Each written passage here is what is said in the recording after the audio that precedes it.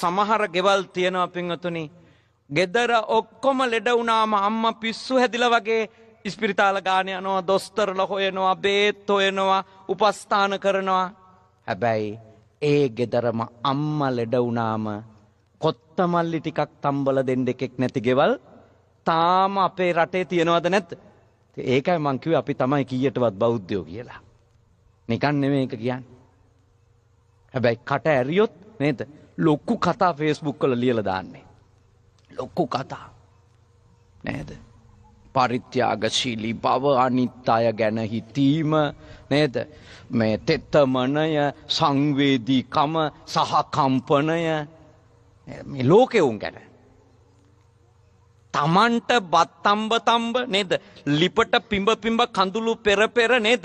දැලිකුණු ගාගෙන 3 වේලක් උයලා දෙන අම්මා ලෙඩ වුණාම අඩුම ඔයාට මම අද තේ එකක් හදලා දෙන්න ඕනිද කියලා අහන අයගේ ප්‍රමාණෙත් අඩුද වැඩිද? ඇත්ත වශයෙන්මකුත් අඩුයි. අඩුයි.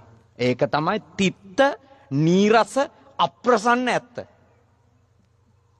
මේ අම්මලා නේද? කට ඇරලා නොකියුවට හිතින් මට වෙලා තියෙන්නේත් ඕක තමයි කියලා හිතන තත්ත්වය තමයි ඇත්ත කතාව. නේද? ඇත්ත කතාව ඕක අපේ රටේ. ඇයි? කවදාවත් Taman ලෙඩ වුණා මේ ටික ඔක්කොම කරගත්තට අම්මා ලෙඩ වුණා ඒ ගැන සිහියක් නැහැ. ගොඩකට. නේද?